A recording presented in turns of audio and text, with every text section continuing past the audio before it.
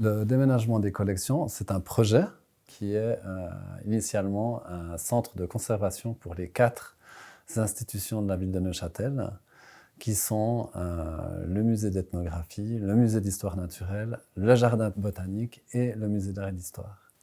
Le musée d'art et d'histoire de la ville de Neuchâtel, qui se décline en plusieurs départements ou pôles. On a 2 grands axes, c'est le pôle art et le pôle histoire.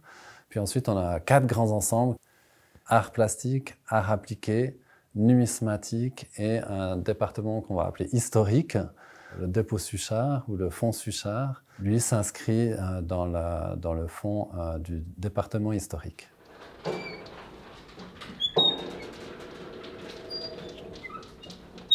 Le fonds Suchard a rejoint le musée d'art et d'histoire en 1996, peu après la fermeture définitive des derniers bureaux Suchard à Neuchâtel. La production chocolatière avait déjà cessé en 1990.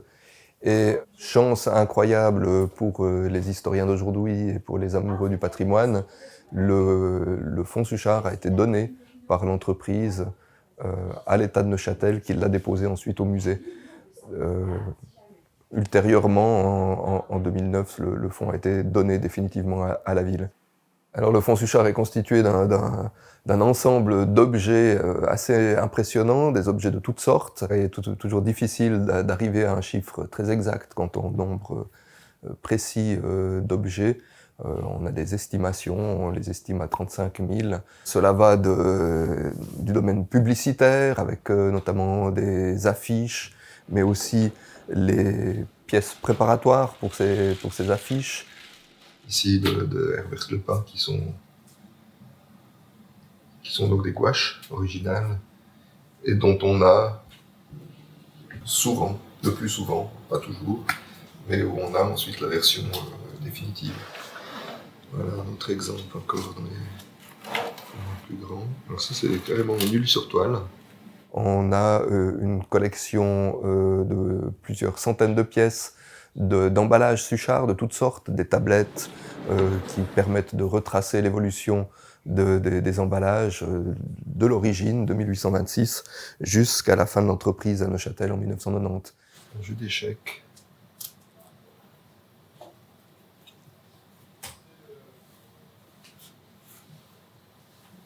Le chocolat militaire à l'époque, avec l'emballage prévu pour l'envoi aux soldats. On y trouve aussi des objets de merchandising de toutes sortes, des objets publicitaires qui ont servi à faire la renommée de Suchard. Des frisbees Sugus, un jeu de société Sugusland, qui faisait fureur à l'époque. Ballon Suchard Express.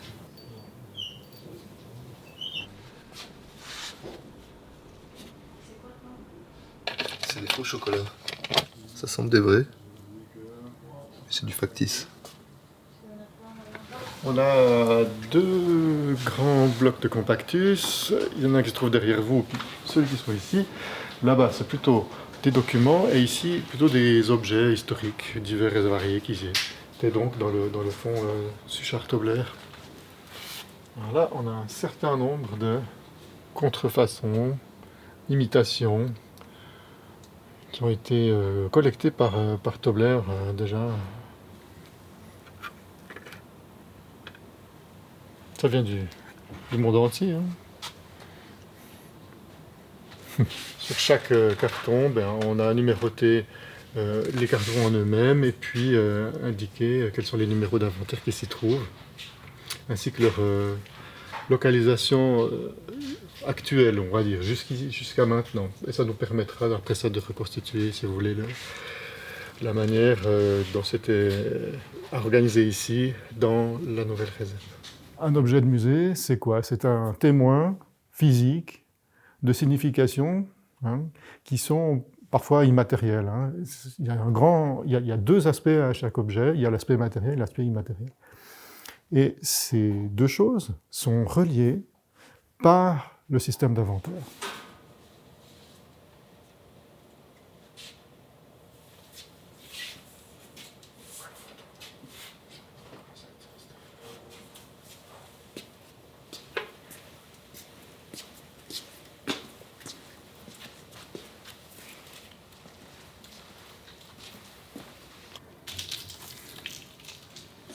J'ai le 3800.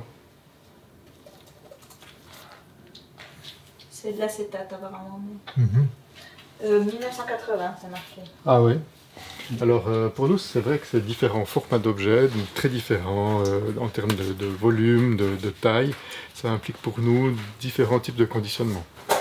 Donc typiquement ces objets qui sont longs et plats devront peut-être être mis sur des panneaux qui auront des tailles spécifiques qui permettront de les transporter ensuite sans devoir empoigner chaque objet.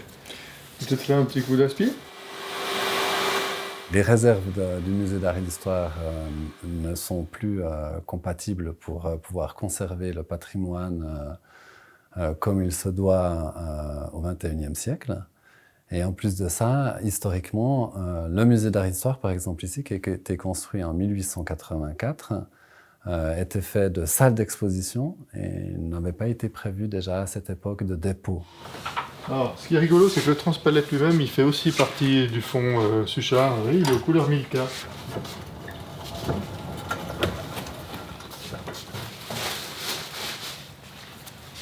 C'est déjà conditionné, c'est emballé, prêt au transport.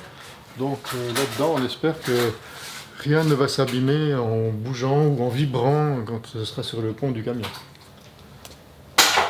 Donc des moules pour des installations spectaculaires. Hein.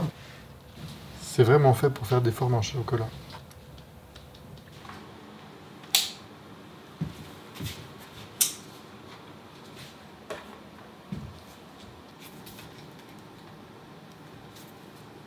Le déménagement des collections, c'est l'opportunité d'avoir un arrêt sur image sur l'état de nos collections. C'est aussi l'opportunité, parce que nous devons les déplacer physiquement, donc prendre le temps de les observer et éventuellement de les traiter pour que dans la nouvelle réserve, elles puissent ensuite être entreposées pour les années à venir sans nouvelles difficultés. Des fois, il y a des surprises, par exemple des sugus, des vrais sugus en fait. Et puis, il y a plusieurs problématiques, c'est que déjà le sucre, ça peut attirer des insectes ou des nuisibles. Enfin, voilà. A priori, c'est stable parce que ça fait quand même longtemps que c'est ici, puis il n'y a pas eu de problème. Et puis l'autre souci qu'il peut y avoir, c'est que s'il y a un changement de température, s'il fait un peu chaud, ça fond. Donc ce qu'on va faire, c'est qu'à chaque fois qu'il y a des vrais aliments, on les isole dans des mini-grippes et on le signale après avec une belle étiquette.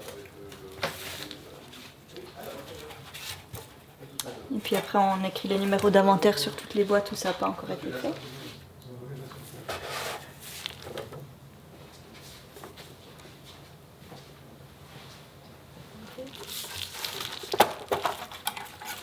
Voilà, par exemple, ce qui peut se passer, ça, c'est des vrais dragées confondus à cause de l'humidité, du chaud, du temps. Chaque objet est passé en revue. L'objectif ici n'est pas d'intervenir en restauration sur les objets avant la préparation au déménagement. On va travailler vraiment plutôt sur les types de conditionnement employés que véritablement sur la surface des objets. En revanche, ce que l'on fait sur la surface des objets, c'est le retrait des dépôts indésirables. Pour chaque type de surface, on va adapter le moyen de retirer les poussières.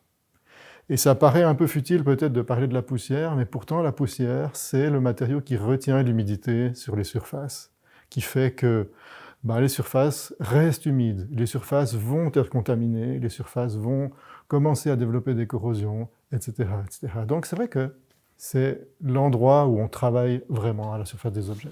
Là, on a du cacao en poudre, où on ne peut pas vraiment aspirer parce que ça fait partie de l'objet, mais voilà, donc ça, c'est encore un peu en discussion. Sinon, comme ça, et puis tu as ici une latte. On a une première mesure qui est sur la surface des objets, et puis ensuite, on va devoir protéger ces objets-là pour des situations de vibration. Donc on va les mettre à l'abri des chocs, des vibrations, des erreurs de manipulation aussi, parce que c'est une des causes principales de dégâts dans le patrimoine des musées. On aura préparé un bon conditionnement pour du transport. On a toujours le risque d'éventuellement perdre des objets parce qu'on ne sait pas exactement ce qu'il y a dans les cartons. Et ça, Dans le cadre d'un chantier des collections, d'un transport d'objets de musée, c'est impossible de prendre ce risque. Donc, on a besoin d'une traçabilité de chaque objet, dans chaque contenant, à chaque étape, à chaque localisation. Alors, les deux caisses de moule, ST 6513. Qu'est-ce qui vient ici? Les deux caisses ici de moule. Le fait que la collection Suchard soit la première collection à être déménagée, c'est la collection aussi qui ouvre la voie. C'est la collection sur laquelle on ouvre le premier grand chantier des collections et sur lequel on va pouvoir s'appuyer ensuite pour les prochains projets avec des protocoles, en ayant pu aussi affiner les différentes étapes. Ça c'est du jaune, là c'est du rouge. Ça c'est du rouge. On passe de rouge. Alors on va aller dans la zone des fours et puis on va créer deux colonnes. Une colonne jaune, une colonne rouge. Et aussi en ayant pu prendre les décisions de jusqu'où nous intervenons pour pouvoir y arriver avec les ressources que nous avons à disposition.